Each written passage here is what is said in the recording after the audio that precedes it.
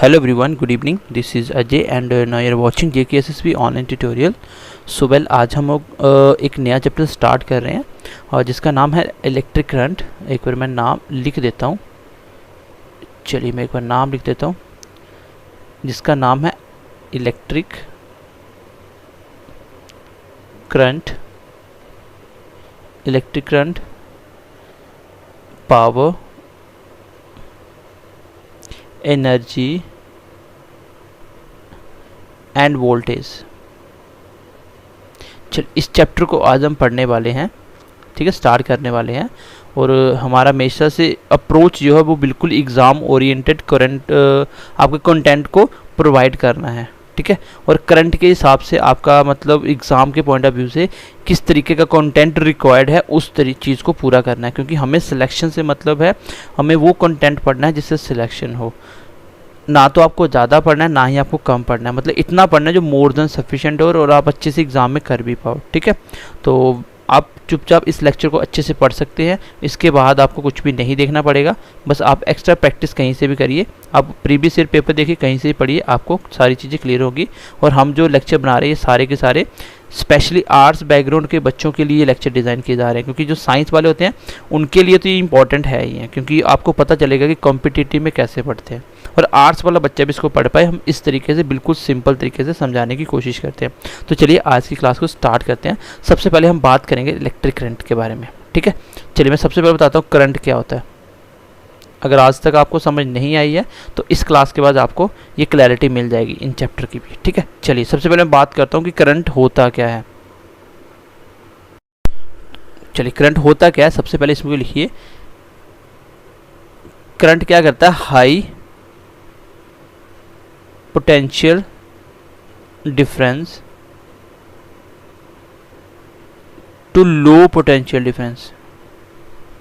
और potential difference किसका unit होता है, पोटेंशियल डिफरेंस यूनिट होता है आपको low potential difference, potential voltage, ठीक है। पोटेंशियल डिफरेंस का ऐसे यूनिट होता है वोल्ट, ठीक है। पोटेंशियल डिफरेंस होता है बेसिकली, अभी के लिए आप ऐसे समझ लो कि पोटेंशियल डिफरेंस मतलब जैसे आप किसी चीज़ को धक्का लगा रहे हो, और पोटेंशियल डिफरेंस भी क्या काम करता है, आपके करंट को धक्का लगाता है, बस चार्ज को धक्का लगाता है, इतना ही काम है। सबसे पहली बात आपको याद रखनी कि करंट है वो हाई पोटेंशियल डिफरेंस से लो पोटेंशियल डिफरेंस की तरफ चलता है। और इसका डायरेक्शन कैसा होता है, इसका डायरेक्शन कैसा होता है, डायरेक्शन ऑलवेज क्या होता है, पॉजिटिव टू नेगेटिव। ये जितने पॉइंट है ये क्वेश्चन एग्जाम में पूछे गए और क्वेश्चन एग्जाम में आते हैं। आपको बोलेगा कि करंट का डायरेक्शन कैसा होता है, कैसा होता है, पॉजिटिव टू नेगेटिव एंड की तरफ ये मूव करते हैं, ठीक है। लेकिन ये तब की बात थी, इस चीज़ में आधी दूरी डेफिनेशन थी जब तक इलेक्ट्रॉन डिस्कवर नहीं हुए थे। जब इलेक्ट्रॉन जे थॉमसन ने इसको डिस्कवर कर दिया कि इलेक्ट्रॉन क्या होते हैं, इलेक्ट्रॉन डिस्कवर होने के बाद वहाँ पे एक नई चीज़ देखी गई, यार इसके साथ साथ चार्ज कहाँ से आ रहा है और किसकी वजह से बन रहा है, क्योंकि पहले नहीं पता था कि इलेक्ट्रॉन क्या है। जैसे इलेक्ट्रॉन पता चला तो फिर ये डेफिनेशन चेंज ना करके इसमें एक्स्ट्रा बातें जोड़ी गई। उसने बोला कि इलेक्ट्रॉन की वजह से ही तो करंट बनता है, इलेक्ट्रॉन मूव करते हैं, चार्ज जनरेट होता है, इससे आपका करंट बन रहा है। लेकिन इसने बोला ठीक है, आप पूरी डेफिनेशन चेंज मत करिए, आप इसमें एक पॉइंट जोड़ लीजिए। जब इलेक्ट्रॉन डिस्कवर हो गया उसने बोला कि करंट जो है आपका, current always flow opposite two electron. Most important point है, याद रखना कि जो आपका करंट है ये हमेशा कैसे चलता है, ये इलेक्ट्रॉन के अपोजिट में चलता है। अगर आपके इलेक्ट्रॉन इस डायरेक्शन में मूव कर रहे हैं तो करंट इस डायरेक्शन में चलेगा, हमेशा उल्टा होगा। तो पहली वाली बात बिल्कुल सही थी। इसमें एक्स्ट्रा पॉइंट हो गया कि जो आपका करंट है वो हमेशा इलेक्ट्रॉन के अपोजिट चलता है, हमेशा इलेक्ट्रॉन के अपोजिट चलता है। अगर अपोजिट चलता है तो मुझे बताइए कि इलेक्ट्रॉन की डायरेक्शन क्या होती होगी, फिर इलेक्ट्रॉन किस डायरेक्शन में मूव करते होंगे। अगर आपका करंट चल रहा है पॉजिटिव टू नेगेटिव, वो सही है, तो इलेक्ट्रॉन चलेंगे नेगेटिव टू पॉजिटिव। कैसे चलेंगे, नेगेटिव टू पॉजिटिव। आप ऐसे बोल सकते हो कि low potential difference to high potential difference. मेरी बात को बहुत ध्यान से समझने की कोशिश करना। सबसे पहला क्वेश्चन एग्जाम में पूछा जाता है कि करंट किस डायरेक्शन में फ्लो करता है, तो आंसर होगा positive to negative. Positive to negative. Current कैसे फ्लो करता है, हाई पोटेंशियल डिफरेंस से लो पोटेंशियल डिफरेंस। आपकी नॉलेज के लिए बता देता हूँ, कोई भी चीज़ हमेशा हाई से लो चलेगी। जैसे आपकी एयर है, वो भी कैसे चलती है, वो हाई प्रेशर से लो प्रेशर की तरफ चलती है। मान लीजिए दोनों साइड प्रेशर सेम है तो कोई भी चीज़ बीच में मूव भी नहीं करेगी। जैसे आपकी हीट है, वो कैसे फ्लो करती है, वो भी हाई टू लो करती है। जहाँ हाई हीट है वो लो की साइड फ्लो करेगी। जैसे आपका पानी है, कैसे चलता है वो भी हाइट से डाउन चलेगा, हाइट से डाउन चलेगा। कोई भी चीज़ हाई से लो ही चलती है, ठीक है। तो आपका करंट भी कैसे चलता है, हाई पोटेंशियल डिफरेंस से लो पोटेंशियल डिफरेंस, या डायरेक्शन कैसा है, पॉजिटिव टू नेगेटिव। जैसे ही इलेक्ट्रॉन डिस्कवर हो जाता है तो पॉइंट निकल के आता है कि इलेक्ट्रॉन की डायरेक्शन कैसी होती है, मैंने पढ़ लिया था, अपोजिट होती है। क्वेश्चन एग्जाम में पूछा जाता है। क्वेश्चन ऐसे पूछा जाएगा, if direction of current towards south, then in which direction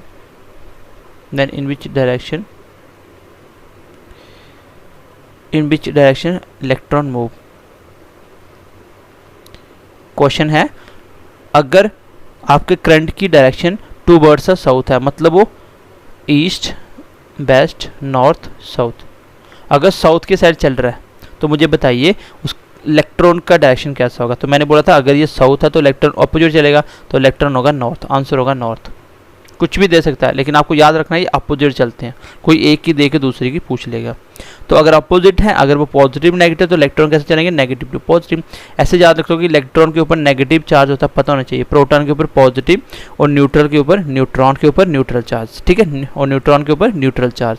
तो इलेक्ट्रॉन नेगेटिव है तो नेगेटिव से पॉजिटिव की तरफ दौड़ेगा। ये लो पोटेंशियल डिफरेंस से हाई चलता है इलेक्ट्रॉन का, ये याद रखना बात को, ठीक है। तो अभी तक मैंने क्या बताया आपको, ये छोटी छोटी 2-3 बातें बताई, ये चारों के चारों क्वेश्चन एग्जाम में पूछे जाते हैं। चलिए हम थोड़ा सा आगे बढ़ते हैं, नेक्स्ट पॉइंट डिस्कस कर लेते हैं। मैं छोटा सा आपको डायग्राम भी बताता हूँ। जैसे मान लीजिए ये आपकी एक तार है, this is your wire, this is your wire. इसमें आपने एक बैटरी कनेक्ट करा, ये पॉजिटिव एंड, ये नेगेटिव एंड, बड़े बड़े लाइन में पॉजिटिव एंड। तो करंट ऐसे चल रहा है पॉजिटिव से, ठीक है। मान लीजिए आपने यहाँ से आपने वोल्टेज दिया, पोटेंशियल डिफरेंस दिया 120 वोल्ट, 11 वोल्ट, 12 वोल्ट, 18 वोल्ट, कोई बैटरी लगा दी। इस बैटरी ने क्या किया, पोटेंशियल डिफरेंस बनाया। पोटेंशियल डिफरेंस इस साइड हाई है, इस साइड लो है, तो पोटेंशियल डिफरेंस हाई से लो चलेगा। जो आपका चार्ज इस साइड चलेगा, इसका मतलब इसमें जो इलेक्ट्रॉन थे वो इस साइड मूव करेंगे। मान लीजिए इलेक्ट्रॉन इस साइड चल रहे हैं, और इलेक्ट्रॉन जब चलते हैं तो क्या होता है, यहाँ से चार्ज प्रोड्यूस होता है। जब चार्ज बनेगा, चार्ज इस डायरेक्शन में फ्लो करेगा, जो पॉजिटिव टू नेगेटिव एंड, और इलेक्ट्रॉन नेगेटिव टू पॉजिटिव। ये हाई पोटेंशियल से लो, ये लो। चलिए स्टिल हमने क्या सीख लिया, हमने सीख लिया कि जो आपका चार्ज है वो हमेशा पॉजिटिव से नेगेटिव चलेगा, मतलब करंट हमेशा पॉजिटिव से नेगेटिव, हाई पोटेंशियल से लो चलेगा, और इलेक्ट्रॉन अपोजिट में चलते हैं। चलिए अब इसकी मैं डेफिनेशन बताता हूँ कि इलेक्ट्रिक करंट की डेफिनेशन क्या होगी, यूनिट्स क्या होंगे, क्योंकि एग्ज़ाम में कुछ भी पूछा जा सकता है। चलिए चलिए चलिए चलिए चलिए अब लिखिए आप,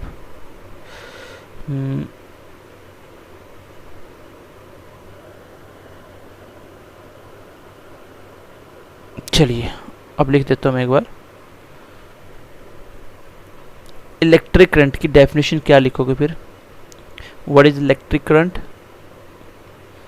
इलेक्ट्रिक करंट की आप डेफिनेशन लिखोगे, लिखो द फ्लो ऑफ चार्ज, या ऐसे लिख लो रेट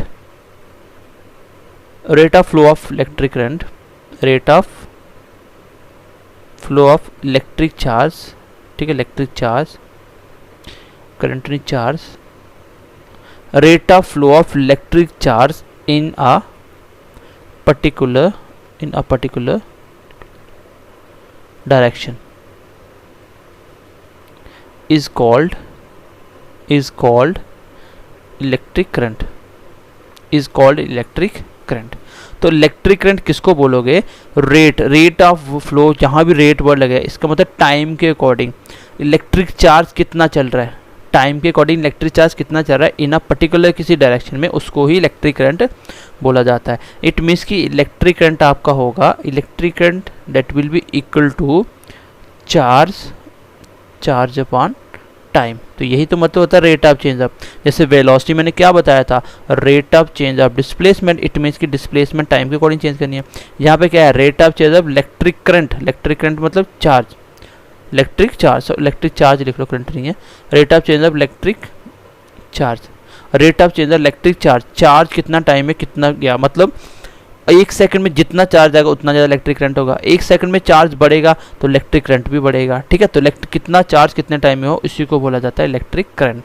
इस इलेक्ट्रिक करंट को आई से डिनोट किया जाता है, किससे, आई से। और चार्ज को डिनोट किया जाता है क्यू से, और टाइम को सेकंड से, आपको पता ही है।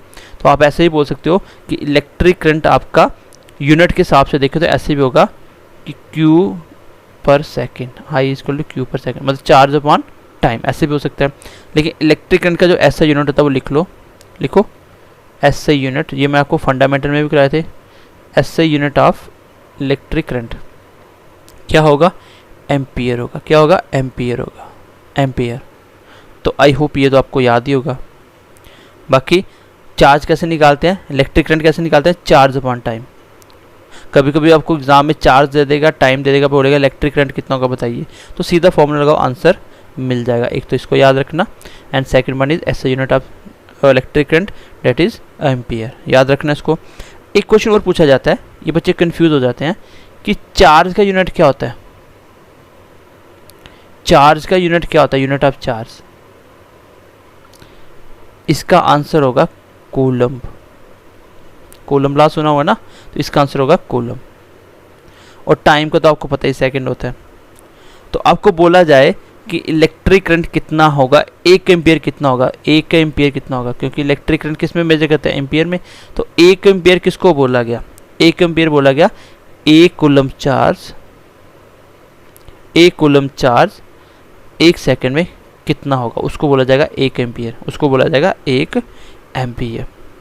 बेसिक सी अभी तक मैंने इतनी सी बात बताने की कोशिश करी कि इलेक्ट्रिक करंट कैसे बना। इलेक्ट्रिक करंट एक होता है flow of charge per unit time, या rate of flow of electric charge is in a particular direction is known as electric current. तो मैंने बोला करंट की direction always positive to negative, current की direction always positive to negative. ये high potential difference से low potential difference की तरफ move करेगा, और इसके अपोजिट रहेगा एग्जैक्टली आपका इलेक्ट्रॉन। तो इलेक्ट्रॉन की डायरेक्शन कैसी होगी, वो होगी आपकी नेगेटिव एंड से पॉजिटिव एंड, नेगेटिव एंड से पॉजिटिव एंड, और वो लो पोटेंशियल डिफरेंस से हाई में चलता है। इतनी सी बात मैंने आपको बताई। फिर मैंने आपको बताया कि आप लिख लीजिए कि इलेक्ट्रिक करंट होता है, मैंने डेफिनेशन बताई। देन उसका मैंने बताया कि फॉर्मूला, ये याद रखना, यहाँ से क्वेश्चन बना सकता है, ठीक है, यहाँ से क्वेश्चन बना सकता है। Electric current equal to flow of charge per time, ये तो मैंने डेफिनेशन लिखवाई, यही होती है डेफिनेशन। और इसका ऐसा यूनिट एम्पियर होता है, और चार्ज कूलम होता है, ये भी याद रखना आप बात, ठीक है। अब छोटे छोटे अब आगे से पॉइंट निकलते हैं, लिखिए उसको भी एक बार। चलिए इस पॉइंट को मैं लिख लेते हैं, चलिए इस पॉइंट को लिख लीजिए। अब आप लिखिए 1 मिली एम्पियर कितना होता है, 1 मिली एम्पियर कितना होता है, 1 मिली एम्पियर कितना होता है। तो 1 मिली एम्पियर कैसे निकालोगे, चलिए 1 मिली एम्पियर, 1 मिली एम्पियर तो ये बराबर होता है 1/1000 एम्पियर। मतलब 1 एम्पियर का 1000 पार्ट करो तो वो जो एक पार्ट होगा वो होगा आपका 1 मिली एम्पियर।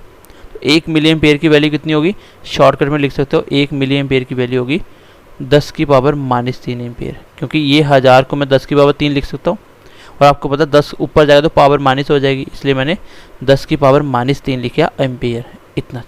तो 1 मिली एम्पियर कितना होता है, 10⁻³ एम्पियर। और 1 माइक्रो एम्पियर, ये छोटी छोटी वैल्यू पूछी जाती है, किसके बराबर होता है, ये होता है 1/10⁶ एम्पियर की। और इसको अब ऐसे लिखोगे 10⁻⁻6 एम्पियर ही आपका क्या कहलाता है, 1 माइक्रो एम्पियर। ये दोनों क्वेश्चन भी एग्जाम में पूछे गए हैं।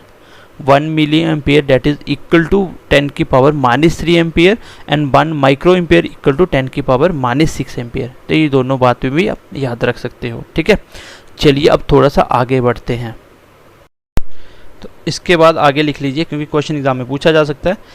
एक इलेक्ट्रॉन के ऊपर कितना चार्ज होता है, इलेक्ट्रॉन के ऊपर और एक प्रोटॉन के ऊपर। प्रोटॉन चार्ज और इलेक्ट्रॉन चार्ज, तो एक इलेक्ट्रॉन के ऊपर कितना चार्ज होता है, इलेक्ट्रॉन के ऊपर नेगेटिव चार्ज होता है और प्रोटॉन के ऊपर पॉजिटिव चार्ज होता है। कैसा चार्ज होता है, पॉजिटिव चार्ज। और इलेक्ट्रॉन के ऊपर कैसा होता है, नेगेटिव चार्ज। कहता है नेगेटिव चार्ज। और दोनों के ऊपर, इसके ऊपर नेगेटिव, इसके ऊपर पॉजिटिव। और चार्ज होता है 1.6 मल्टीप्लाई 10 की पावर -19 कूलम। और यहाँ पे होता है 1.6 मल्टीप्लाई 10 की पावर माइनस की जगह क्या हो जाएगा, माइनस की जगह पॉजिटिव हो जाएगा, ठीक है, 19 कूलम। तो इतना इतना चार्ज होता है दोनों के ऊपर, ठीक है, नेगेटिव पॉजिटिव। हाँ लेकिन चार्ज सॉरी इसको नेगेटिव कर लो।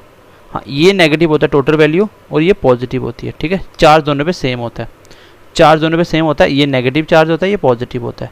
बाकी 1.6 10 की पावर -19 कूलम, 1.6 10 की पावर -19 कूलम। तो ये बात याद रखना, इलेक्ट्रॉन चार्ज और प्रोटॉन चार्ज के ऊपर कितना कितना चार्ज होता है। तो आपको बोला जाएगा था स्मॉलेस्ट चार्ज कौन सा होता है, सबसे छोटा चार्ज कौन सा जो एग्जिस्ट करता है। दिस स्मॉलेस्ट चार्ज वो होगा इक्वल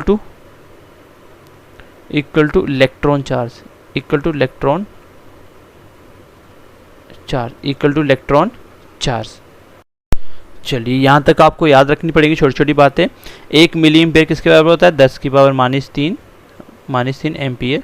और 1 माइक्रो एम्पियर 10 की पावर -3 एम्पियर। समझ आई, मिली एम्पियर 1000 टाइम्स और माइक्रो एम्पियर 10 की पावर 6 टाइम छोटा 1 एम्पियर से, ठीक है। छोटे छोटे यूनिट होते हैं इसके।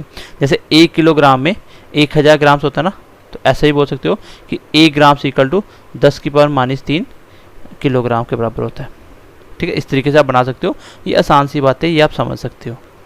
और इतनी सी मैंने बातें बताई, ये आपको थोड़ी सी याद रखनी है। चलिए अब हम इलेक्ट्रिक करंट के अंदर नेक्स्ट छोटा सा पॉइंट ले रहे हैं, that is called resistance of wire. Resistance of wire, एक बार मैं नेक्स्ट स्लाइड ले लेता हूँ।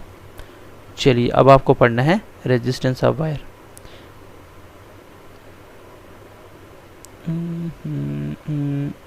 चलिए लिख लीजिए हेडिंग, अभी आपको पढ़ना है रेजिस्टेंस।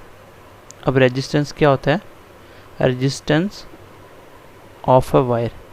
एक वायर का रेजिस्टेंस क्या होता है, रेजिस्टेंस क्या होता है, रुकावट।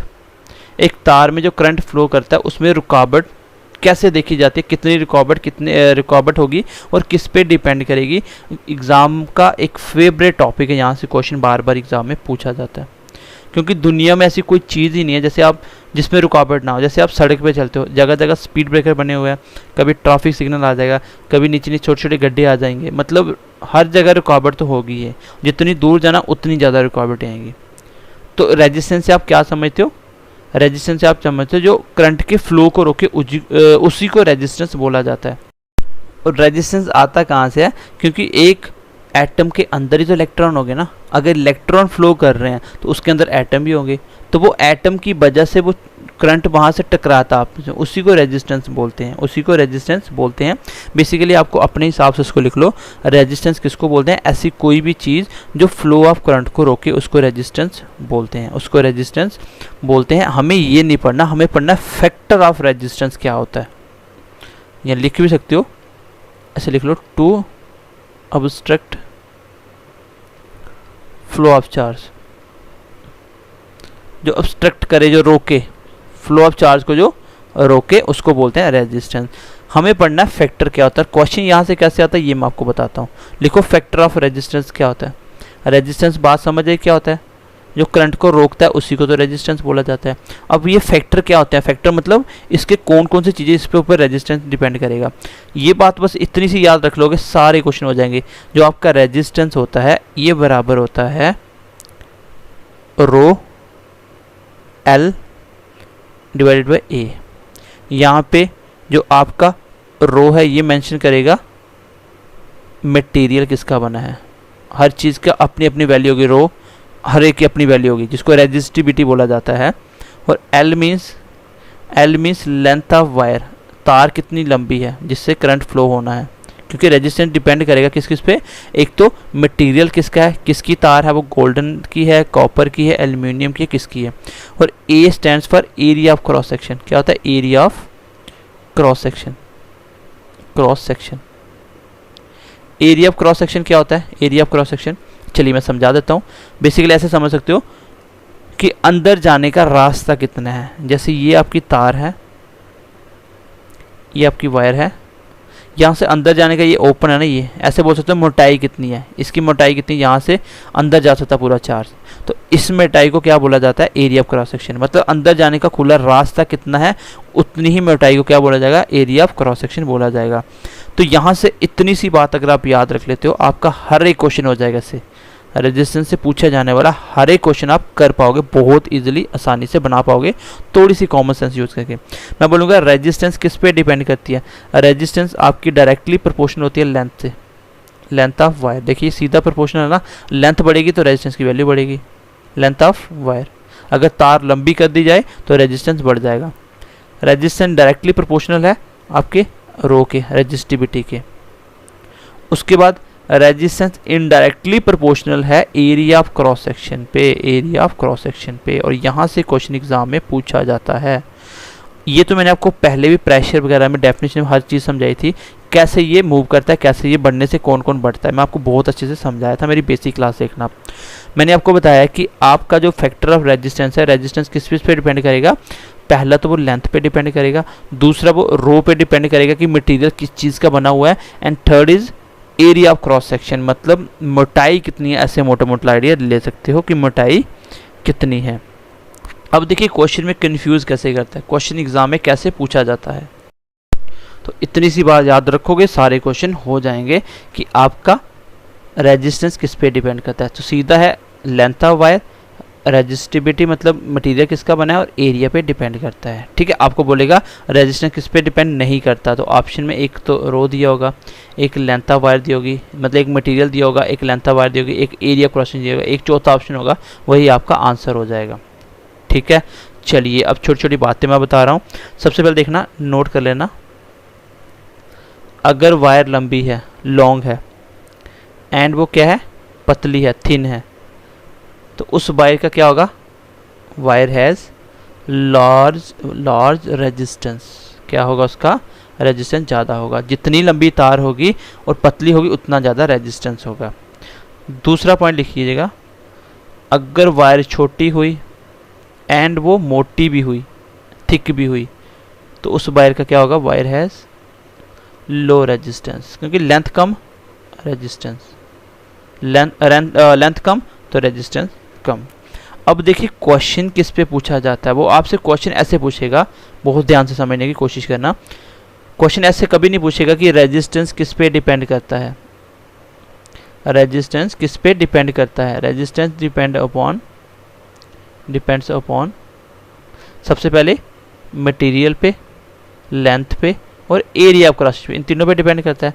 और क्वेश्चन में पूछेगा बताइए रेजिस्टिविटी किस पे डिपेंड करता है, रेजिस्टिविटी किस पे डिपेंड करती है, रेजिस्टिविटी मतलब रो कि मटेरियल ये किस पे डिपेंड करती है, रेजिस्टिविटी ये डिपेंड करती है, डिपेंड्स अपॉन, सिर्फ रो पे डिपेंड करता है, जिसको बोलते हो मटेरियल। मटेरियल किसका बना है वो डिपेंड करेगा रेजिस्टिविटी कैसी है, उसका लेंथ से एरिया से लेना देना नहीं है। रेजिस्टेंस डिपेंड करता है तीन चीज़ों पे, रेजिस्टिविटी डिपेंड करती है कि मटेरियल कैसा है, तो वो डिपेंड करेगा मटेरियल कैसा है, जिसको हम रो से डिनोट करते हैं। ठीक है, रेजिस्टिविटी एक स्पेसिफिक रेजिस्टेंस होता है, स्पेसिफिक रेजिस्टेंस होता है, ये डिपेंड करता है आपका मटेरियल पे। बस इतनी सी बात याद रखना कि रेजिस्टेंस, आपने एक छोटा सा फॉर्मूला पढ़ा, उसमें तीन चीज़ें आई थी, लेकिन रेजिस्टिविटी पूछेगा तो उसका मतलब होगा सिर्फ मटेरियल पे, वो इंडिपेंडेंट होगी आपकी लेंथ पे, इंडिपेंडेंट होगी एरिया क्रॉस, सिर्फ डिपेंड करेगी रेजिस्टिविटी पे डिपेंड करेगी। ठीक है, तो इसमें ऑल ऑप्शन मत लगा के आ जाना, तो लिख लो छोटा सा, रेजिस्टेंस पे क्या क्या डिपेंड करता है और रेजिस्टिविटी में क्या डिपेंड करता है। रेजिस्टेंस आपका लेंथ पे डिपेंड करता है, एरिया ऑफ क्रॉस सेक्शन पे डिपेंड करता है, मटेरियल जिसको रो से नोट करते हैं उस पर डिपेंड करता है, और टेम्परेचर पे डिपेंड करता है। इन सब पे ये क्या होता है, डिपेंडेंट होता है। लेकिन यहाँ पे देख लीजिए, लेंथ पे डिपेंड नहीं करता, एरिया ऑफ क्रॉस सेक्शन पे डिपेंड नहीं करता, मटेरियल पे डिपेंड करेगा और टेम्परेचर पे डिपेंड करेगा। टेम्परेचर देखो, कोई भी करंट पास हो रहा है, तार गर्म हो जाती है, क्यों, क्योंकि उसमें जो करंट चल रहा है उसको रेजिस्टेंस की वजह से उसमें हीट प्रोड्यूस हो जाती है। अब आपको पूछा जा सकता है एसआई यूनिट ऑफ रेजिस्टेंस क्या होगा, रेजिस्टेंस उसको बोला जाता है ओम, जिसका सिंबल ऐसे होता है तार में कितनी रुकावट है उसको ओम में मेजर किया जाता है। ठीक है, 10 ओम की तार, 12 ओम की, तो ओम से डिनोट किया जाता है। और पूछ लिया जाएगी एसआई यूनिट ऑफ रेजिस्टिविटी क्या होगा। अब ये खुद बना सकते हो, आपको फॉर्मूला पता है, चलिए मैं बना के बताता हूँ। आपने पढ़ा कि रेजिस्टेंस बराबर होता है रो एल एरिया, आपको ये निकालना ना, इसका यूनिट निकालना है। एरिया ऊपर चला जाएगा, रेजिस्टेंस इनटू एरिया नीचे आ जाएगा लेंथ, यही हो गया आपका रो, यही है, इसी का यूनिट निकालना है। चलिए अब मैं रेजिस्टेंस की बात करता हूँ। एरिया ऑफ क्रॉस सेक्शन की बात करें तो एरिया ऑफ क्रॉस सेक्शन क्या होगा, एरिया क्या होता है मीटर स्क्वायर, एरिया का यूनिट क्या होता है मीटर स्क्वायर। रेजिस्टेंस का अभी आपने पढ़ा क्या होता है ओम होता है, और लेंथ का क्या होता है मीटर होता है। 1 मीटर से मीटर कट गया तो इसका मतलब ओम मीटर इसका यूनिट होगा। तो ऐसे याद रख लो क्या होगा ओम मीटर इसका क्या होगा ऐसे यूनिट ऑफ रेजिस्टिविटी। रेजिस्टेंस और रेजिस्टिविटी में बिल्कुल भी कंफ्यूज मत होना, अब आपको पता चल गया है। ठीक है, अब आपको पता चल गया है। मैं लास्ट बात बता के क्लास को ख़त्म करता हूँ, फिर हम अगली क्लास में मिलते हैं, इसी टॉपिक को कंटिन्यू करेंगे। आपने पढ़ा रेजिस्टेंस क्या होता है और आपने पढ़ा रेजिस्टिविटी क्या होता है। एक होती है कंडक्टिविटी क्या होता है रेजिस्टेंस का उल्टा होता है। क्यों, रेजिस्टिविटी का उल्टा होता है। रेजिस्टिविटी तो हो गया जो करंट को रोकता है, रेजिस्टेंस तो ये होता है 1 रेजिस्टिविटी। बस इतनी सी बात याद रखना, आंसर मिल जाएगा। ये रेजिस्टिविटी का उल्टा होता है। ठीक है, और बताइए 1 रेजिस्टिविटी का यूनिट क्या आया था ओम मीटर, यही आया पीछे भी आपने पढ़ा ओम मीटर। और 1 ओम का मतलब होता है मो, और नीचे आ गया मीटर, मो पर मीटर, और इसी को बोला जाता है, इसको बोला जाता है सीमेंस पर मीटर, सीमेंस पर मीटर। ठीक है, तो एक तो कंडक्टिविटी बताया, ये हो गया आपका रेजिस्टिविटी का उल्टा। और एक होता है कंडक्टेंस, कि कितना करंट कंडक्ट किया जाएगा, तो ये उल्टा होता है रेजिस्टेंस। जितना कम रेजिस्टेंस होगा उतना ज़्यादा आपका कंडक्टेंस होगा। अगर रेजिस्टेंस बढ़ता चला जाएगा कंडक्टेंस कम होता चला जाएगा। ठीक है, तो उल्टा इफेक्ट होता है, ये बढ़ेगा ये कम होगा, ये कम होगा ये बढ़ जाएगा। तो आपको याद रखना है रेजिस्टेंस और रेजिस्टिविटी। अगर कंडक्टेंस पूछा जाए तो रेजिस्टेंस का उल्टा, और अगर रेजिस्टिविटी पूछा जाए और कंडक्टिविटी पूछा जाए तो रेजिस्टिविटी की उल्टी। और इसका जो यूनिट होता है वो होता है 1 रेजिस्टेंस का ओम होता है, और 1 ओम का मतलब होता है मो। याद रखना ये यूनिट एग्जाम में पूछे जाते हैं। व्हाट इज द ऐसे यूनिट ऑफ कंडक्टेंस, कंडक्टेंस मतलब कितना करंट तार कंडक्ट कर सकती है अपने उसमें से फ्लो हो सकता है, उसका यूनिट होता है मो। और रेजिस्टेंस का ओम, इसका होता है ओम मीटर और इसका होता है मो पर मीटर। ठीक है, उसका सीधा सीधा ओम मीटर और इसका है मो पर मीटर, या बोल सकते हो सीमेंस पर मीटर। तो ये यूनिट आप याद रख सकते हो क्योंकि ये एग्जाम में पूछे जाते हैं। नेक्स्ट क्वेश्चन का आंसर मिलेगा rho L by area of cross section. इससे आपकी हर एक बात मिलेगी। मुझे बताइए कि अगर मैं लेंथ को इंक्रीज़ करूं then what will be the effect on resistance. तो मुझे दिख रहा है ये सीधा इफेक्ट है, लेंथ बढ़ेगा तो ओवरऑल वैल्यू बढ़ेगी, तो रेजिस्टेंस भी इंक्रीज़ होगा। मैं बोलता हूँ आपने मटेरियल अच्छा कर दिया तो उसमें क्या होगा रेजिस्टेंस कम हो जाएगा। तो ये सीधा इफेक्ट है, मतलब मटेरियल पे डिपेंड है, सीधा इफेक्ट है। ठीक है, चलिए आगे एरिया ऑफ क्रॉस सेक्शन में उल्टा इफेक्ट है। अगर मैं एरिया ऑफ क्रॉस सेक्शन को बढ़ाता हूँ तो रेजिस्टेंस कम हो जाएगा। क्यों, क्योंकि नीचे वाली वैल्यू बढ़ेगी तो ऊपर वाले को डिवाइड करने से, ऊपर अगर 10 है नीचे पहले 5 था तो आंसर 2 आ रहा था, रेजिस्टेंस 2 आ रहा था। मान लीजिए ऊपर सेम था, नीचे मैंने इसको क्या किया बढ़ाया, इसको 10 बना दिया, अब देखिए रेजिस्टेंस 1 हो गया, नीचे बढ़ने से एरिया कम हो गया। तो आपको मैंने पहले ही बताया कि इनडायरेक्टली रिलेशन में उल्टा चलता है, सीधे में सीधा रिलेशन, उल्टे में उल्टा रिलेशन। अगर एरिया बढ़ाऊंगा रेजिस्टेंस कम होगा, एरिया ऑफ क्रॉस सेक्शन कम करूंगा रेजिस्टेंस इंक्रीज होगा।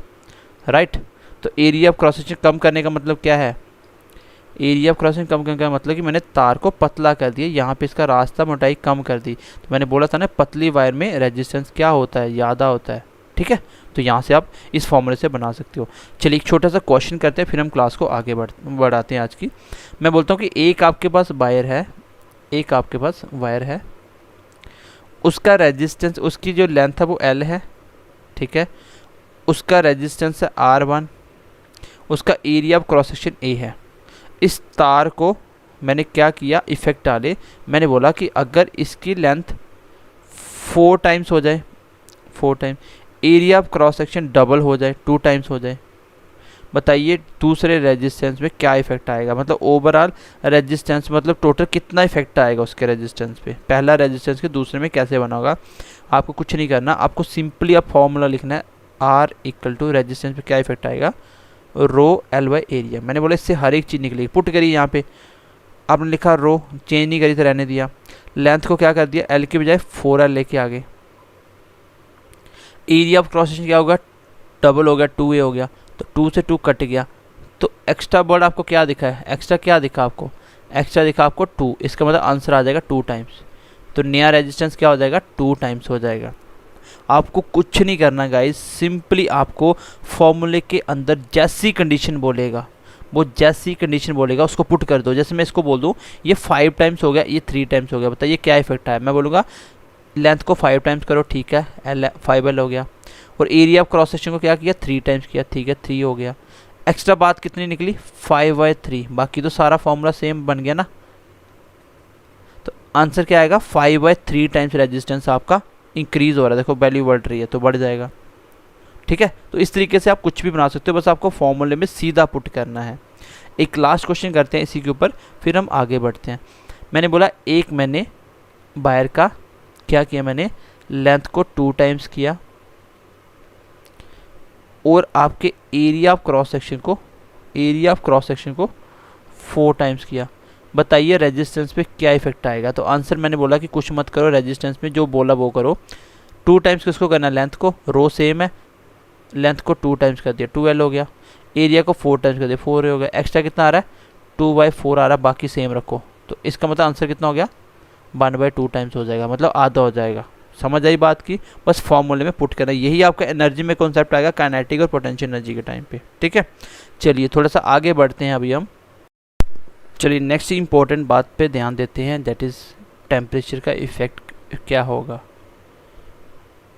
टेम्परेचर इफेक्ट ऑन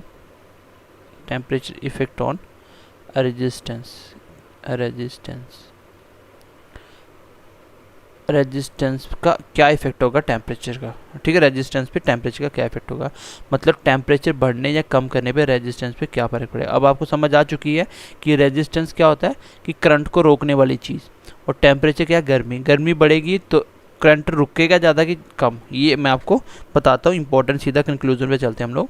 देखिए सबसे पहले अगर आप टेम्परेचर बढ़ाते हो, सीधी सी एग्जांपल दूंगा, आप बहुत अच्छे से याद रख पाओगे, चीज़ों को कनेक्ट कर पाओगे। इन केस आप किसमें, अगर टेम्परेचर बढ़ेगा, अगर टेम्परेचर इंक्रीज होगा, किसमें, मैं मेटल की बात कर रहा हूँ। मेटल मतलब जिसमें करंट फ्लो हो जाए, और नॉन मेटल मतलब जिसमें करंट फ्लो नहीं होता।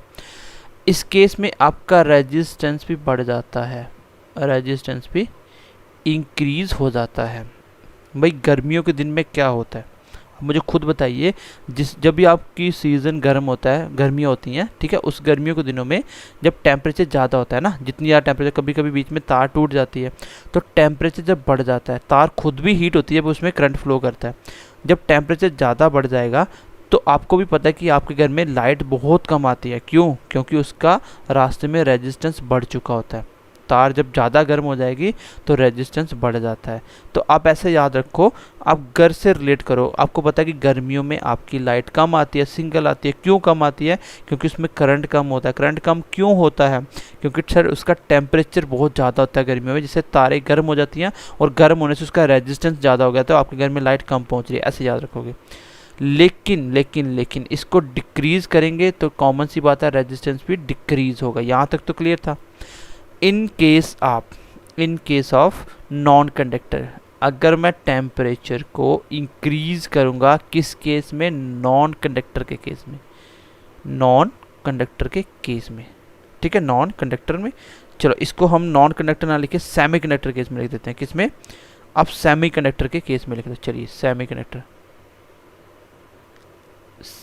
कंडक्टर मतलब जिसमें थोड़ा थोड़ा करंट फ्लो करेगा, थोड़ा नहीं करेगा, मतलब जो कंडक्टर और नॉन कंडक्टर दोनों की प्रॉपर्टीज शो करेगा। इस केस में अगर आप टेम्परेचर बढ़ाते हो तो इसमें उल्टा इफेक्ट हो जाएगा, आपका रेजिस्टेंस क्या हो जाएगा, आपका रेजिस्टेंस कम हो जाएगा। क्वेश्चन एग्जाम में ये क्वेश्चन पूछा जाता है, क्योंकि ये तो सबको पता होता है, टेम्परेचर बढ़ेगा करंट कम आता है, रेजिस्टेंस ज़्यादा हो गया होता है।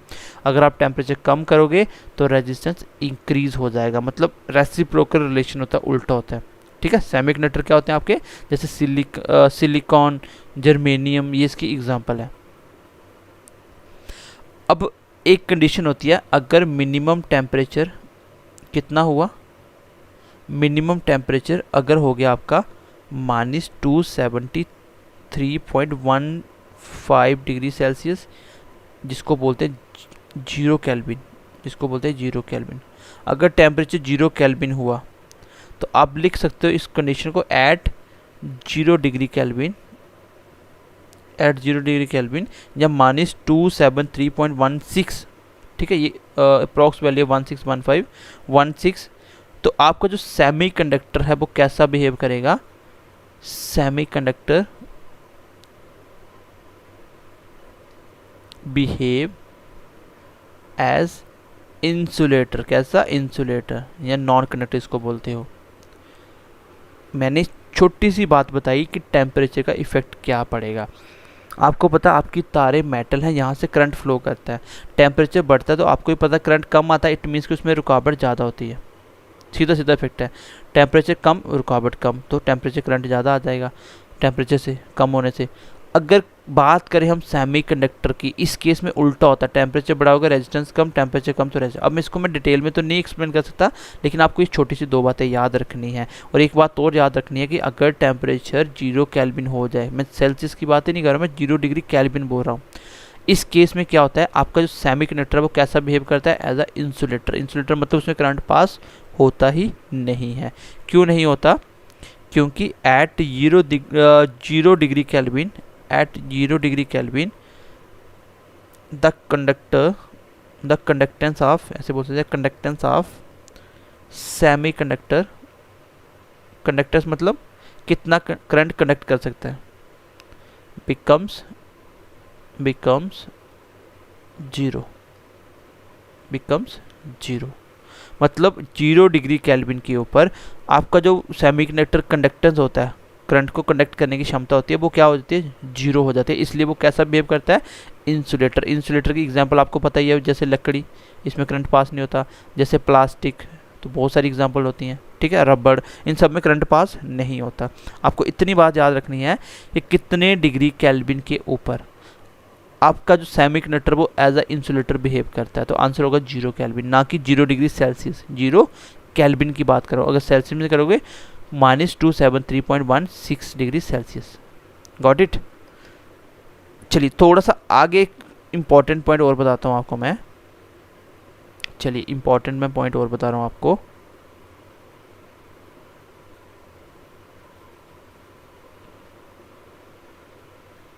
चलिए इम्पॉर्टेंट पॉइंट एक और बता रहा हूँ, 1 मिनट वेट करना आप। और बोला जाता है at very low temperature, common सी बात है ये, अगर बहुत कम टेम्परेचर हो तो जो आपका कंडक्टर है वो कैसा बिहेव करेगा। भाई जब टेम्परेचर कम है, इसका मतलब कि रेजिस्टेंस कम हो जाएगा और तारों में करंट अच्छा फ्लो होगा, तो तार बहुत अच्छी हो जाएगी। तो जो कंडक्टर होगा आपका, जिसमें से करंट पास हो रहा है, वो बिहेव्स कैसा करेगा, सुपर कंडक्टर की तरह, सुपर कंडक्टर की तरह। अब सुपर कंडक्टर क्या होता है, सुपर कंडक्टर जिसमें लगभग रेजिस्टेंस 0 होता है। ये पॉसिबल नहीं है कि रेजिस्टेंस 0 हो जाए, तो कोई ना कोई इसमें रुकावट थोड़ी बहुत होगी, ठीक है। तो रेजिस्टेंस जिसमें ऑलमोस्ट 0 के बराबर होता है उसको बोलते हैं सुपर कंडक्टर। बस एक छोटा सा एग्जांपल याद रखना, 4.2 डिग्री केल्विन के ऊपर, 4.2 डिग्री केल्विन के ऊपर जो आपका मरकरी मेटल्स होता है, जो रूम टेम्परेचर पे लिक्विड होता है, ये कैसा बिहेव करता है, ये एक सुपर कंडक्टर की तरह बिहेव करता है, जिसका रेजिस्टेंस बहुत कम होता है। क्यों, क्योंकि हमने टेम्परेचर कम कर दिया, कम ही है टेम्परेचर, ये लगभग कम है, तो इस टेम्परेचर पे मरकरी क्या हो जाएगा, सुपर कंडक्टर। क्योंकि टेम्परेचर कम होने से क्या होगा, आपकी रेजिस्टेंस कम हो जाएगा, जिसकी वजह से सुपर कंडक्टर की तरह बिहेव करेगा, करंट बहुत अच्छा फ्लो करेगा। तो ये वैल्यू याद रखना कि मरकरी सुपर कंडक्टर कब होती है, जब 4.2 डिग्री केल्विन इसका टेम्परेचर होता है। चलिए आगे बात करते हैं हम लोग कंक्लूज़न की। मैंने कंक्लूज़न ये बताया, इसमें याद रखने वाली बातें ये हैं कि अगर मेटल की बात करें तो टेम्परेचर इंक्रीज़ करने से रेजिस्टेंस भी इंक्रीज़ होता है, टेम्परेचर कम करने से रेजिस्टेंस कम होता है। एंड दूसरी बात करी मैंने सेमीकंडक्टर की मैंने बोला टेम्परेचर बढ़ाओगे तो रेजिस्टेंस कम होगा, टेम्परेचर कम करोगे रेजिस्टेंस बढ़ जाएगा, इसमें उल्टा इफेक्ट होता है। ये दो बातें याद रखनी है आपको। फिर याद रखना कि 0 डिग्री केल्विन के ऊपर आपका सेमीकंडक्टर क्या बन जाते हैं, इंसुलेटर बन जाते हैं। और 4.2 डिग्री के ऊपर या वेरी लो टेम्परेचर के ऊपर कंडक्टर सुपर कंडक्टर होते हैं, और मरकरी कब होता है 4.2 डिग्री पे। तो बस इतनी सी बात आपको याद रखनी है, ठीक है। इसका मैं रीज़न फिलहाल एक्सप्लेन नहीं कर रहा हूँ, क्योंकि हमें बस एग्ज़ाम के पॉइंट ऑफ व्यू से इसको समझना था बस, ठीक है। चलिए आगे बढ़ते हैं। अब हम लोग क्या करते हैं, रेजिस्टेंस को चिपकाते हैं सीरीज़ पैरेलल में, ठीक है। इसको कनेक्ट करते हैं हम लोग सीरीज़ पैरेलल के अंदर। चलिए यहाँ पे लिख लीजिए अब रेजिस्टेंस। देखो रेजिस्टेंस क्यों लगाया जाता है आपकी तारों में, करंट ज़्यादा होगा उसको रोकना भी पड़ेगा ना, क्योंकि आपका हर एक जितने भी इलेक्ट्रॉनिक डिवाइस होते हैं उन सबको कोई ना कोई पर्टिकुलर करंट चाहिए होता है। अब वो कितने करंट पे काम करेगा, उसके अंदर मान लीजिए आपके घर में 220 वोल्ट आ रही है, लेकिन उस करंट पे वो काम नहीं करेगा, उस वोल्टेज पे काम नहीं करेगा, उसको कम चाहिए, तो उसमें आप बीच में रेजिस्टेंस लगा दोगे। उस इंस्ट्रूमेंट के अंदर क्या करोगे, रेजिस्टेंस जो करंट को रोक लेगा, और जितना आपको डिवाइस को चाहिए वो उतना ही पार करोगे आप, ठीक है। अब देखिए रेजिस्टेंस कॉम्बिनेशन कैसे होते हैं, रेजिस्टेंस के कॉम्बिनेशन कैसे बनाए जाते हैं इन सीरीज़।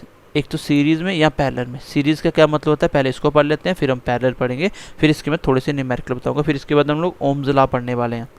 सीरीज़ का मतलब होता है जैसे एक ये वायर है, सीधा करंट आपको यहाँ इस पॉइंट तक कम चाहिए, आप क्या करोगे, करंट आया पीछे से, करंट आए, इसमें बीच में आपने एक रेजिस्टेंस लगा दी जो करंट को रोकेगा, फिर करंट आगे जाएगा, एक रेजिस्टेंस और लगा दिया, और जिस हिसाब से आपको चाहिए उतने आप रेजिस्टेंस लगाओगे। मान लीजिए R1 लगाया मैंने, R2 लगाया, R1 लगाया, R1, और इसमें टोटल रेजिस्टेंस कितना होगा, टोटल जो रेजिस्टेंस होगा, इक्विवेलेंट जो रेजिस्टेंस होगा, इक्विवेलेंट, इसको EQ से नोट करूँगा, ये बराबर होगा R1 plus R2, R1 plus R2, ठीक है। मान लीजिए आपको पीछे से आ रहा था 10 एम्पियर करंट आ रहा था, बट आपको चाहिए 6, तो आपने बीच में क्या किया, 2 एम्पियर के 2 रेजिस्टेंस लगा दिए ओम के। ये क्या करेगा, 2 और 2 4 करंट रोक लेगा, पीछे बचेगा 6 पहुंच जाएगा। तो इस रेजिस्टेंस को सीरीज़ में कनेक्ट किया। इसकी एक बात होती है, अगर मान लीजिए इसमें एक भी रेजिस्टेंस ख़राब हो गया तो करंट पास ही नहीं होगा। सीरीज़ में यही कमी होती है कि ये एक दूसरे के सीरीज़ में कनेक्ट होते हैं, एक भी पास हुआ तो करंट आगे नहीं आएगा, यहाँ से करंट यहाँ तक पहुँचेगा ही नहीं। तो इसमें एक भी ख़राब हुआ, सारा सिस्टम ख़राब हो गया। और पैरेलल कॉम्बिनेशन क्या होता है, ये याद रखना कि टोटल रेजिस्टेंस कितना होता है, ये जितने भी रेजिस्टेंस लगेंगे सबको प्लस कर लेना। अगर मान लीजिए सीरीज में 4 रेजिस्टेंस लगाए और इक्विवेलेंट रेजिस्टेंस क्या होगा, टोटल कर लो। जैसे पहला रेजिस्टेंस है 10 ओम का, दूसरा 20 ओम का, बताइए दोनों को सीरीज में कनेक्ट करा, टोटल रेजिस्टेंस क्या होगा, आप बोलोगे दोनों को प्लस ही तो करना है, 3 होंगे तो तीनों को प्लस कर देंगे, 30 60 एम्पियर का, और सॉरी 60 ओम का रेजिस्टेंस होगा, क्योंकि रेजिस्टेंस का यूनिट क्या होता है, ओम होता है। तो समझ जाएगी सीरीज़ वाली। अब पैरेलल में कैसे कनेक्ट करते हैं, चलिए पैरेलल भी कर लेते हैं, पैरेलल कर लेते हैं। कॉम्बिनेशन ऑफ रेजिस्टेंस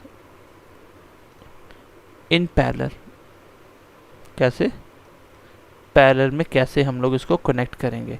तो पैरेलल का मतलब क्या होता है, जैसे मान लीजिए एक सर्किट में आपने यहाँ से आपका पीछे से करंट आ रहा था I, एक रेजिस्टेंस यहाँ पे लगाया आपने और एक रेजिस्टेंस यहाँ पे लगाया आपने, और यहाँ पे आगे करंट पास कर दिया। अब यहाँ से करंट आया इस साइड, तो यहाँ से भी जाएगा, यहाँ से भी जाएगा। तो पैरेलल का मतलब होता है कि अगर ये ख़राब भी हो गया, एक ख़राब भी हो जाता है तो भी करंट पास होता है। जैसे आपकी घर की जो लाइट होती है ना, उसमें सारा कुछ कैसे कनेक्ट किया जाता है, रेजिस्टर उसमें सीरीज़ में और पैरेलल में लगाए जाते हैं, क्योंकि जो आपके फ्यूज़ होते हैं, मान लीजिए आपके एक कमरे का फ्यूज़ उड़ जाता है तो बाकी तो लाइट चलती रहेगी ना, सारी थोड़ी बंद होती है, तो सिस्टम चलता रहेगा। जैसे यहाँ से करंट आ रहा है, ये ख़राब भी होगा तो करंट इस साइड से पास हो जाएगा, और जितना ये रोक सकता उतना रोकेगा, बाकी चला जाएगा, ठीक है। चलिए आगे बढ़ते हैं थोड़ा सा। जिस साइड रेजिस्टेंस ज़्यादा होगा उस साइड करंट कम फ्लो करता है, करंट दूसरी साइड से निकल जाता है, क्योंकि जिस साइड रुकावट है उस साइड क्यों जाएगा करंट आपका। और पैरेलल का मतलब होता है कि आपको बोला जाएगा इक्विवेलेंट, तो आप ऐसे निकालोगे, फ्रैक्शन में लेना आपको 1/रेजिस्टेंस 1 + 1/रेजिस्टेंस 2, जितने भी होंगे, जितने भी रेजिस्टेंस ने पैरेलल में जोड़े होंगे उतने ऐड कर लेने हैं। लेकिन जो भी इसका आंसर आएगा, और आपको क्या चाहिए, टोटल रेजिस्टेंस चाहिए ना, और इसके लिए आप उसको फिर से सीधा लिख लेना, जो भी आंसर होगा, जो भी आंसर आएगा उसको उल्टा करना पड़ेगा। मान लीजिए इसको टोटल रेजिस्टेंस आपने प्लस किए, जैसे मैं बोल देता हूँ, एक रेजिस्टेंस आपका 2 ओम का, दूसरा रेजिस्टेंस आपका 3 ओम का, और चौथा रेजिस्टेंस आपका 6 ओम का। इसको आपने पैरेलल में कनेक्ट किया, बताइए टोटल रेजिस्टेंस कितना होगा। कुछ नहीं, आपको फॉर्मूला पता है पैरेलल में क्या होता है, 1/ टोटल रेजिस्टेंस बराबर होगा सबका फ्रैक्शन करके ऐड करना, यही बोला मैंने। चलिए ऐड कर लिया, अब इसको हम ऐड करते हैं। ऐड कैसे होगा, एलसीएम से 6 या 6 ही रहेगा, ये 2 के हिसाब से 3 + 2 + 1, 2 + 1। अब इसको ऐड करना तो नहीं सिखा सकता ना, 3 3 6/6 मतलब 1/1, ठीक है। जब इसको मुझे पता है 1/ इक्विवेलेंट आया 1/1, तो इसको उल्टा करोगे, ऊपर ले जाओगे तो इक्विवेलेंट रेजिस्टेंस आ जाएगा 1, ये इसका क्वेश्चन का आंसर हो जाएगा। इसमें रेजिस्टेंस टोटल कितना होगा, 1 होगा पैरेलल में, ठीक है। रेजिस्टेंस कितना होगा टोटल, 1 होगा। बाकी इसके ऊपर हम लोग ना ज़्यादा न्यूमेरिकल नहीं करेंगे, क्योंकि आपके एग्जाम में न्यूमेरिकल नहीं पूछे जाएंगे। आपको बस इतना याद रखना है कि रेजिस्टेंस को सीरीज़ में करेंगे तो उसका सबका सम कर देना, वही इसका आंसर होता है। अगर रेजिस्टेंस पैरेलल में करेंगे तो उल्टा करके सम करना है, और जो भी आंसर आएगा उसको फिर से उल्टा करना है। मान लीजिए आपका आंसर आ जाता है गलती से 1/4, तो आपको इक्विवेलेंट निकालना था, तो उल्टा कर लो, 4 आंसर आ जाएगा। अगर ये 3/4 होता तो उल्टा कर लो, 4/3 हो जाता। मतलब आंसर को उल्टा करना है in case of parallel combination के अंदर, और सीरीज में तो कोई दिक्कत ही नहीं है, ठीक है। बाकी मैं इसके न्यूमेरिकल नहीं करवा रहा हूँ, क्योंकि ज़्यादा आपको नीड है ही नहीं इसके न्यूमेरिकल की, ठीक है। चलिए आगे बढ़ते हैं। चलिए ओम्स लॉ के बारे में थोड़ा सा पढ़ लेते हैं हम लोग, क्योंकि क्वेश्चन पूछा जा सकता है। तो इसमें ओम्स लॉ होता क्या है, ठीक है। ओम्स एक साइंटिस्ट का नाम था, इसने हमें एक लॉ दिया। इसने लॉ क्या बताया, इसने एक मुझे लॉ बताया, ठीक है। मुझे क्या, सबको एक लॉ बताया।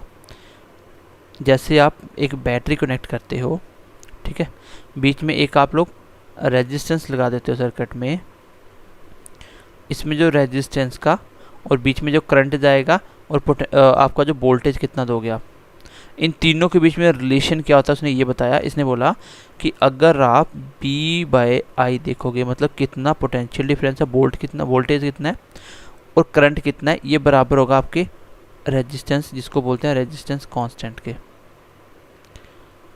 अगर तार में आपको रेजिस्टेंस निकालना, वो किसके बराबर होगा कि वोल्टेज कितना और करंट कितना है। इसी को आप ऐसे लिख सकते हो, B = IR। बस इतनी सी बात याद रखना, आपके ऑलमोस्ट हर एक क्वेश्चन निकल जाएगा। ओम्स लॉ ने क्या बोला था, B = मतलब पोटेंशियल डिफरेंस, जिसको बोलते हैं वोल्ट, बराबर होगा करंट × रेजिस्टेंस IR, ठीक है। तो ये इतनी सी बात याद रखना, क्वेश्चन हो जाएंगे। बट इसमें एक कंडीशन होती है, ये सिर्फ और सिर्फ काम करता है it work on conductor only.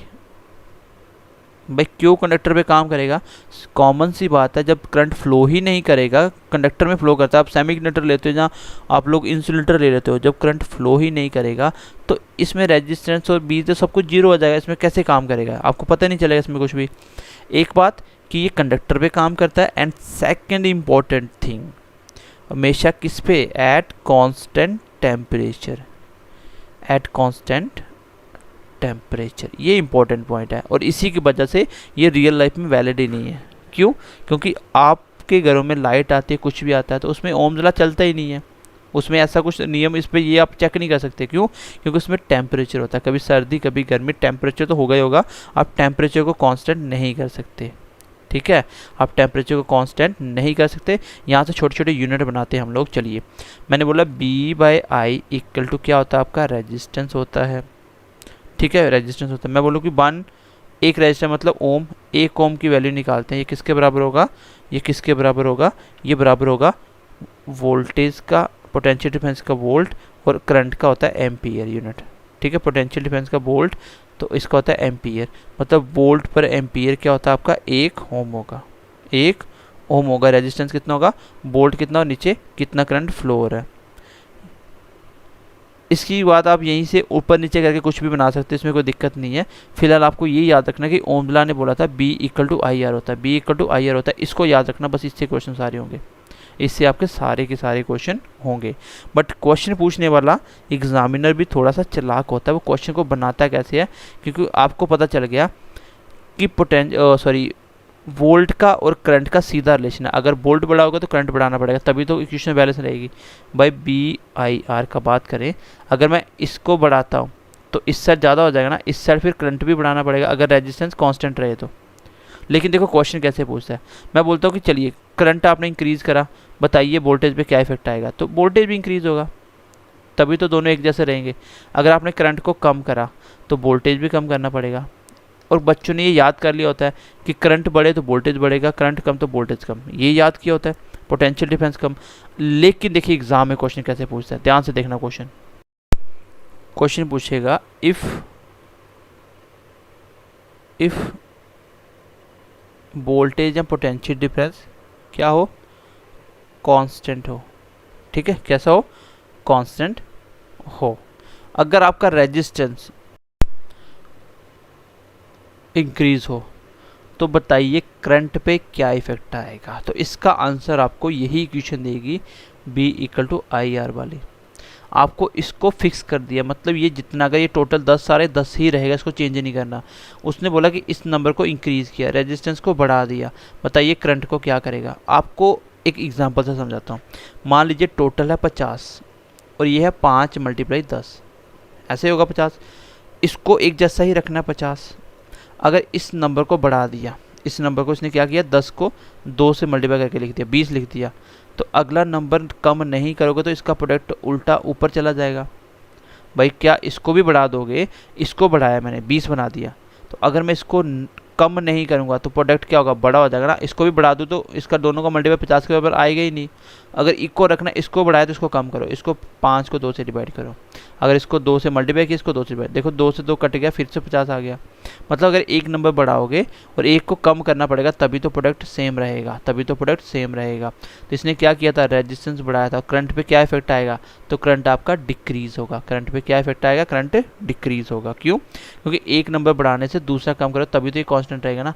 तो बच्चों ने तो यही याद किया होता है कि करंट बढ़ाओ वोल्टेज बढ़ता है, लेकिन उसने करंट वोल्टेज का पूछा नहीं, उसने आपको रेजिस्टेंस का पूछ लिया और वोल्टेज को उसने कांस्टेंट कर दिया। समझ आ गई, ठीक है, अदरवाइज नहीं है तो भी ठीक है। आपको याद रखने वाली बातें यही है कि ओम्स लॉ ने क्या बोला था, ओम्स लॉ ने क्या बोला था कि B = IR, B = IR। और इसी हिसाब से क्वेश्चन पूछे कि अगर करंट बढ़े तो वोल्टेज पे क्या इफेक्ट आएगा, इंक्रीज होगा, करंट कम वोल्टेज डिक्रीज होगा। ये कांस्टेंट किस पे, टेम्परेचर पे बात करता है। टेम्परेचर क्या होना चाहिए, कांस्टेंट होना चाहिए, और इस पे क्या होना चाहिए, हमेशा कंडक्टर होना चाहिए, दो चीज़ें। तो इन दोनों पे ये ओम्स लॉ काम करेगा और बोलेगा आपको एग्जाम में कि बताइए ओम्स लॉ टेम्परेचर डिपेंडेंट है कि इंडिपेंडेंट है। तो टेम्परेचर ये क्या है, ये टेम्परेचर डिपेंडेंट है। अगर टेम्परेचर चेंज होगा तो ये काम नहीं करेगा। तो ये क्या है, टेम्परेचर भी डिपेंड करता है। टेम्परेचर क्या होना चाहिए, should be constant, temperature should be constant, ठीक है। और किस पे काम करता है, हमेशा कंडक्टर पे काम करता है, कॉमन सी बात है। चलिए गाइज नेक्स्ट टॉपिक की तरफ बढ़ते हैं। चलिए अगला पॉइंट स्टार्ट करते हैं, फिर ख़त्म नहीं हो पाएगा। चलिए मैं बता देता हूँ, एक और लिख लीजिए फिर मैं क्लास को ख़त्म करता हूँ। अगला हेडिंग दे दीजिए आप अभी, फ्यूज़ वायर क्या होती है। जो घर पे आप फ्यूज़ की वायर लगाते हो ना, फ्यूज़ वायर क्या होती है, फ्यूज़ वायर इसको बोला जाता है, ये एक आपकी सेफ्टी डिवाइस होती है। भाई एज अ सेफ्टी डिवाइस के लिए यूज़ किया जाता है। क्यों, क्योंकि जैसे ही लाइट ज़्यादा आएगी तो फ्यूज़ उड़ जाएगा और करंट आपका आगे पास नहीं होगा। जैसे यहाँ पे लाइट आ रही थी, बीच में एक आपने फ्यूज़ लगा दिया और आगे आपने छोटे छोटे बल्ब लगा दिए, या ऊपर यहाँ पे टीवी लगा दिया, कुछ भी लगा दिया, तो अब यहाँ से करंट ज़्यादा आ गया तो ये फ्यूज़ क्या होगा, इसको सहन नहीं कर पाएगा इसका टेम्परेचर, क्योंकि जैसे ही करंट ज़्यादा होगा तो टेम्परेचर तार गर्म होती है, जहाँ करंट ज़्यादा वहाँ टेम्परेचर बढ़ जाएगा। टेम्परेचर बढ़ेगा, ये फ्यूज़ क्या होगा, पिघल के टूट जाएगा, यहाँ से डिस्कनेक्ट हो जाएगा, लाइट और करंट आपका आगे पास नहीं करेगा, जिसकी वजह से ये सेफ हो जाएंगे। अगर ये नहीं होता तो ये करंट सीधा इनके पास आता और ये उड़ जाते, ठीक है, ये उड़ जाते। तो इसलिए फ्यूज़ को क्या बोला जाता है, ये एक आपका क्या है, ये आपका एक सेफ्टी डिवाइस है। क्या है, ये आपका सेफ्टी डिवाइस है। चलिए इसके बारे में कुछ बातें जान लेते हैं। अच्छा मुझे बताइए इसका रेजिस्टेंस कैसा होगा, या इसका मेल्टिंग पॉइंट क्या होगा, मेल्टिंग पॉइंट क्या होगा इसका? मेल्टिंग पॉइंट हाई होगा कि लो होगा? चलिए पहले मैं आपको मेल्टिंग पॉइंट समझाता हूँ। बहुत सारे बच्चों को मेल्टिंग पॉइंट नहीं, बॉइलिंग पॉइंट नहीं पता होता क्या होते हैं। मेल्टिंग पॉइंट का मतलब कोई चीज़ कितने डिग्री टेम्परेचर पे आके मेल्ट हो जाएगी। मान लीजिए आपका प्लास्टिक है, इसको आप लोग क्या करते हो, हीट करते हो, तो प्लास्टिक धीरे धीरे धीरे क्या होगा, पानी की शेप लेगा। जिस कंडीशन में ये प्लास्टिक सॉलिड से लिक्विड होना स्टार्ट होगा वो उसका मेल्टिंग पॉइंट होगा। और बॉइलिंग पॉइंट होता है जैसे पानी आपका 100 डिग्री सेल्सियस पे बॉयल होता है, अगर आप 99 डिग्री तक सेल्सियस उसका टेम्परेचर रखोगे ना, पानी कभी बॉयल नहीं होगा, क्योंकि ये 100 डिग्री के बाद बॉयल होना स्टार्ट होता है। और मेल्टिंग पॉइंट क्या होते हैं, जैसे पानी का जो मेल्टिंग पॉइंट है वो कितना होता है, फ्रीजिंग पॉइंट 0 होता है, 0 डिग्री सेल्सियस में। जैसे ही टेम्परेचर 0 डिग्री सेल्सियस होगा तो पानी क्या होगा, आपका बर्फ़ बन जाएगा। तो ये बर्फ़ कब बना, जब 0 डिग्री सेल्सियस था। तो मेल्टिंग पॉइंट होता है कोई चीज़ मेल्ट स्टार्ट होना किस टेम्परेचर पे होती है, वही उसका मेल्टिंग पॉइंट होता है। मुझे बताइए फ्यूज़ वायर का जो मेल्टिंग पॉइंट है वो हाई होना चाहिए, लो होना चाहिए? वो हाई होना चाहिए, लो? तो आपका आंसर होगा सर बिल्कुल लो होना चाहिए। लो मतलब वो बहुत कम टेम्परेचर, थोड़ा सा ही बढ़ते वो क्या होगा, पिघलना स्टार्ट हो जाएगा। इसको ज़्यादा टेम्परेचर नहीं चाहिए, इसको लो टेम्परेचर चाहिए। और क्यों पिघलना चाहिए भाई, अगर ये नहीं पिघलेगा तो इसका फ़ायदा ही क्या हुआ भाई? करंट आ रहा है पीछे से, टेम्परेचर बढ़ा दिया, टेम्परेचर बढ़ गया। अगर ये फ्यूज़ इसका हाई मेल्टिंग पॉइंट है, मतलब जितना मुझे टेम्परेचर, जब तक ये हाई टेम्परेचर पे नहीं पहुंचेगा, 220 200 400 सेल्सियस डिग्री तक नहीं पहुंचेगा, तब तक ये नहीं पिघलेगा, तब तक आपके आगे वाले डिवाइस पिघल जाएंगे। इसका मतलब इसको क्या चाहिए, टेम्परेचर लो चाहिए, इसका मेल्टिंग पॉइंट क्या होना चाहिए, लो। तो मेल्टिंग पॉइंट लो होगा तभी ये उड़ेगा, ठीक है, तभी ये उड़ पाएगा। चलिए आगे देखते हैं, नेक्स्ट इसके बारे में कुछ बात करते हैं। पहली बात मैंने बताई, इसका रेजिस्टेंस कैसा होता है, इसका रेजिस्टेंस मेल्टिंग पॉइंट लो होता है, इसका रेजिस्टेंस कैसा होगा, ये करंट को कैसे रोकेगा, इसका रेजिस्टेंस बहुत हाई होगा। क्यों? क्योंकि हमें करंट को ज़्यादा रोकना, आगे पास नहीं होने देना है। और ये क्वेश्चन, चलिए इसका एक बहुत ही इंपॉर्टेंट पॉइंट लिख लीजिए, एग्जाम में बहुत बार पूछा गया, एग्जामिनर का one of the favourite question. जो आपका फ्यूज़ वायर होता है वो किसका अलॉय होता है? अलॉय मतलब जो 2-3 चीज़ों से मिलकर बना होता है। तो इसमें क्या क्या होता है, इसमें होता है आपका लेड प्लस टिन। लेड का सिंबल होता है Pb और टिन का होता है Sn। दोनों को ऐड करके ये एक तार बनाई जाती है जो फ्यूज़ वायर के लिए यूज़ होती है। अब याद कैसे रखोगे, मैं इसकी ट्रिक भी बताता हूँ आपको, इसकी ट्रिक, क्योंकि ये एग्जाम में भूलने वाला क्वेश्चन है। ट्रिक क्या है, अब बताइए इलेक्ट्रिक फ्यूज़ किसके लिए लगाया जाता है? आप बोलोगे सर अपनी सेफ्टी के लिए, लोड बढ़ जाएगा, मुश्किल होगा। इसका मतलब लोड इंक्रीज़ होगा तो ये 3 सेकंड में उड़ जाता है, 3 सेकंड में ये उड़ जाएगा। लोड बढ़ेगा, ये 3 सेकंड में उड़ जाएगा। तो लोड का मतलब लेड और 3 सेकंड मतलब टिन, टिन मतलब 3, टिन मतलब 3। ऐसे याद रखो कि फ्यूज़ वायर क्यों लगाई जाती है, जब लोड बढ़ता है ये 3 सेकंड में उड़ जाता है। तो लेड प्लस टिन इसका आंसर हो जाएगा, ये याद रखना, ठीक है। इसमें लेड होता है 37% और ये होता है 63%। चलिए थोड़ा सा आगे इसका 1-2 पॉइंट और लिख लीजिए। इसके अंदर एक रेड वायर होती है, एक आपकी न्यूट्रल वायर होती है। पिछली बार भी एक क्वेश्चन आया था ना पंचायत अकाउंट असिस्टेंट में कि आपकी जो तारें होती है उसमें बेस वाले कौन सी, अर्थिंग के लिए कौन सी होती है, ऐसे क्वेश्चन पूछा था एग्जाम में पिछली बार। और इसकी जो अर्थिंग होती है, मैं फ्यूज़ की बात कर रहा हूँ, इसमें मैं किसकी बात कर रहा हूँ, फ्यूज़ की। इसमें जो आपकी रेड वायर होती है ये क्या की जाती है, इससे होता है आपका current pass in red wire में करंट पास होता है, जिसको बोला जाता है लाइव वायर, ठीक है। रेड में क्या होता है, रेड डेंजरस मतलब करंट पास हो रहा है। न्यूट्रल कौन सी होती है, न्यूट्रल का कलर होता है ब्लैक। कैसा होता है, ब्लैक। न्यूट्रल का कलर कैसा होता है, ब्लैक।